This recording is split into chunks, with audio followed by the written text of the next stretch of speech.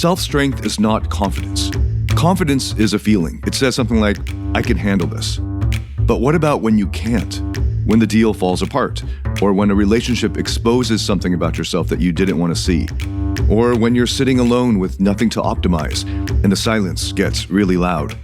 Confidence has nothing to offer you in that moment. Self-strength does. Self-strength is what lets you stay coherent when your circumstances give you no reason to feel confident. Welcome to Beyond Success, the podcast for high achievers seeking deeper meaning, fulfillment, and purpose.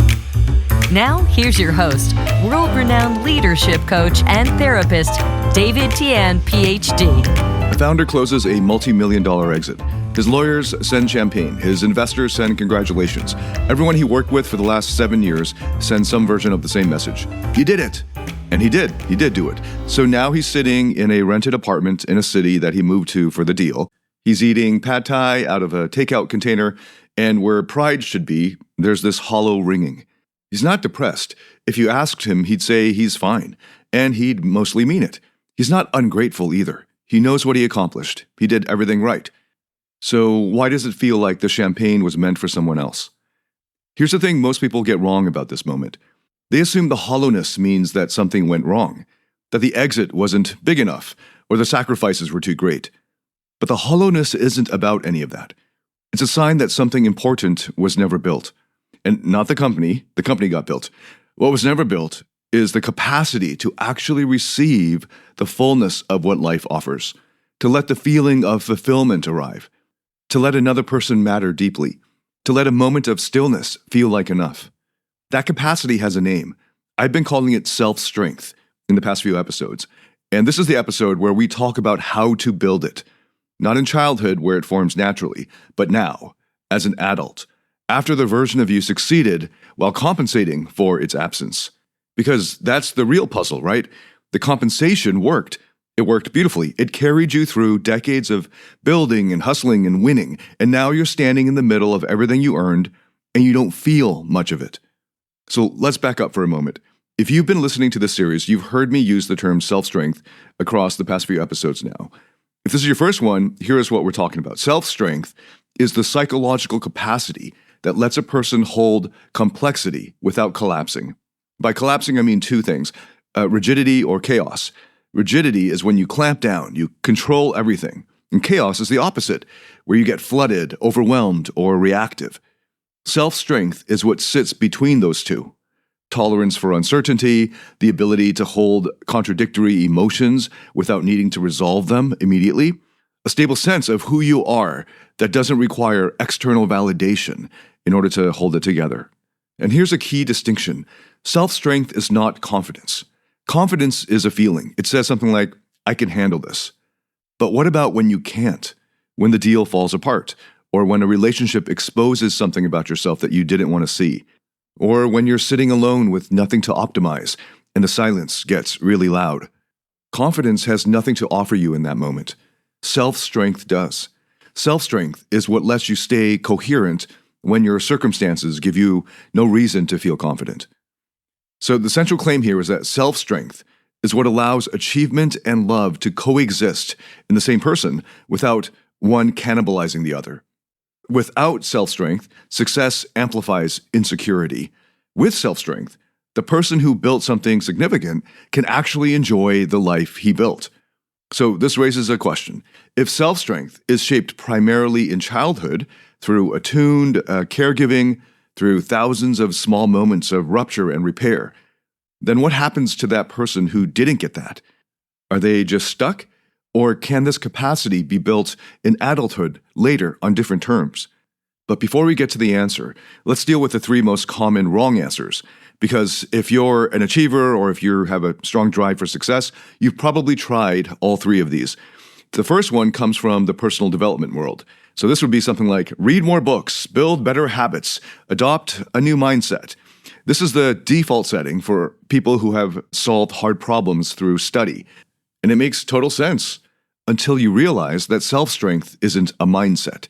You can't think your way into the ability to tolerate vulnerability.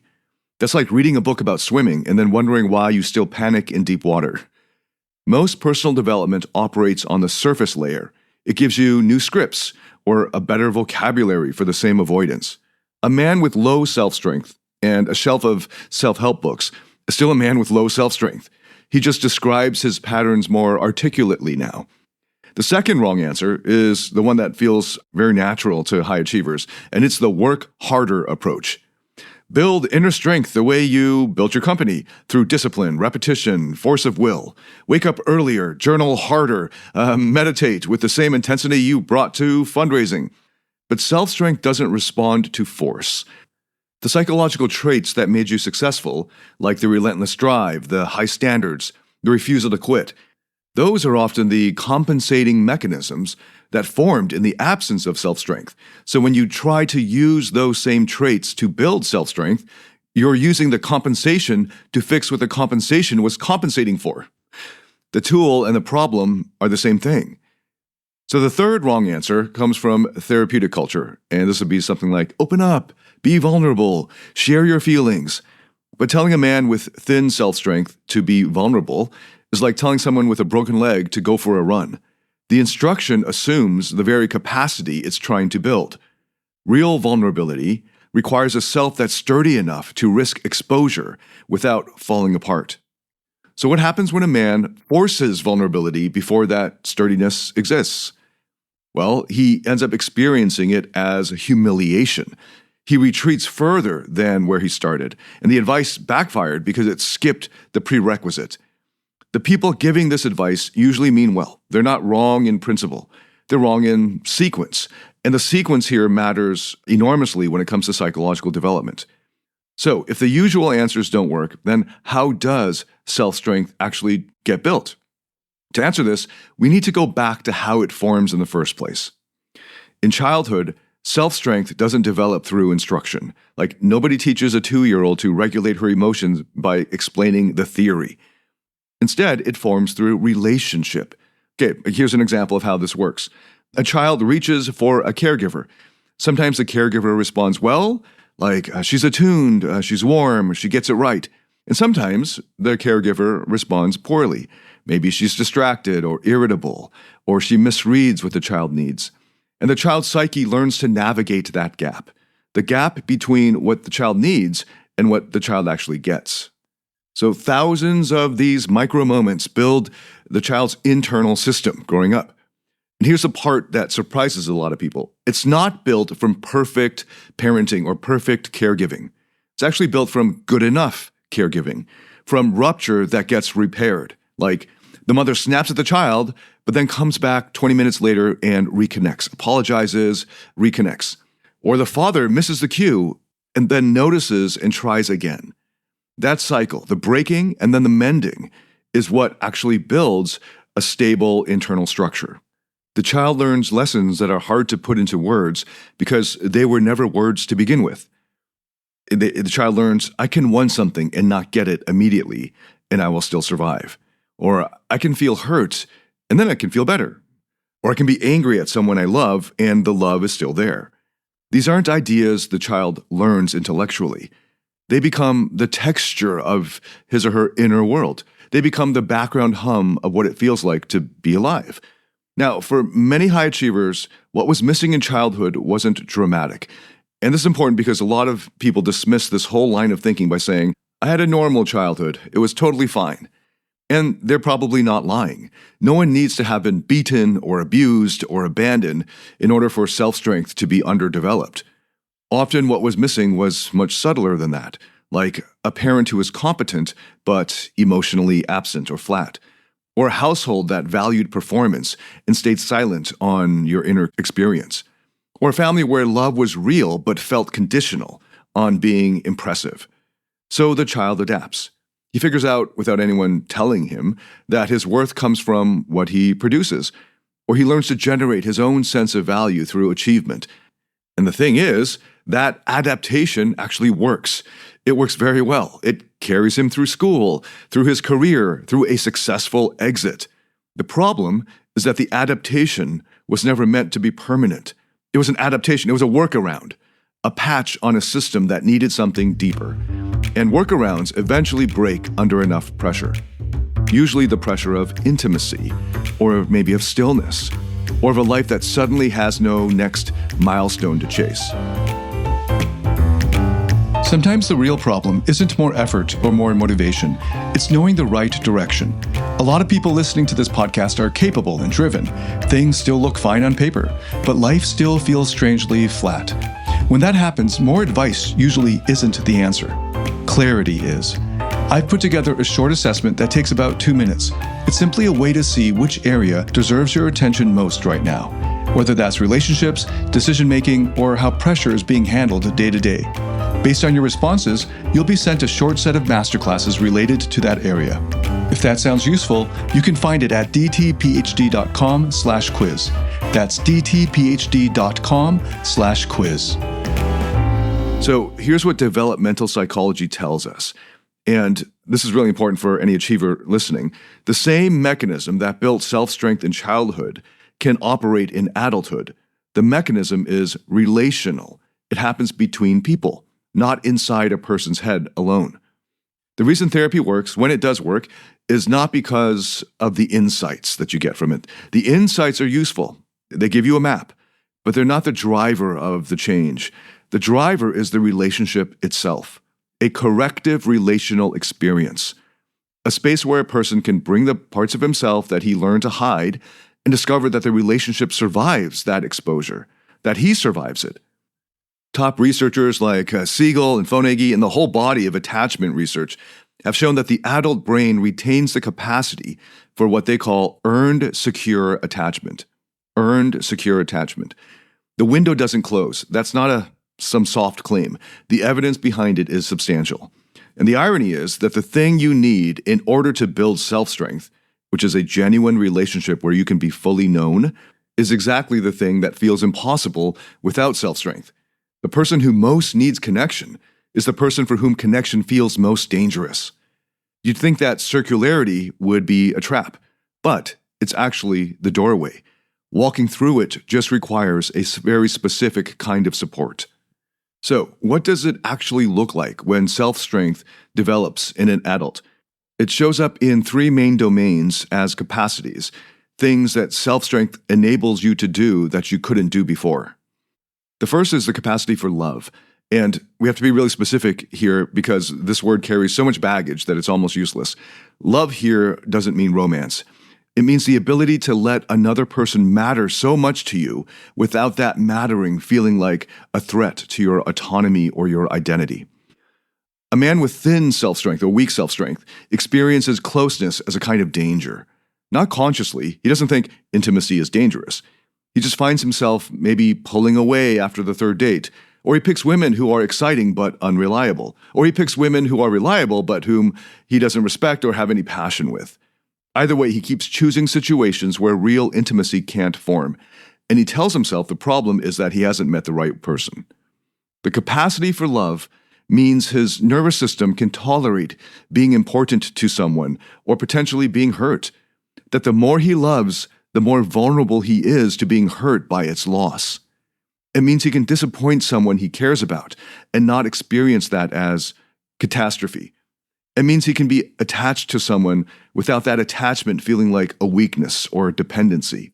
And here's a really important question. I brought it up in the last episode. Is this kind of love something a person earns, or something a person discovers was available all along? The answer really matters because it shapes how that person approaches the work. If love is a reward for self-improvement, then you're simply back on the achievement treadmill. You're just optimizing for a different KPI. But if love is a capacity that was suppressed long ago but can now be uncovered or recovered, that changes the approach.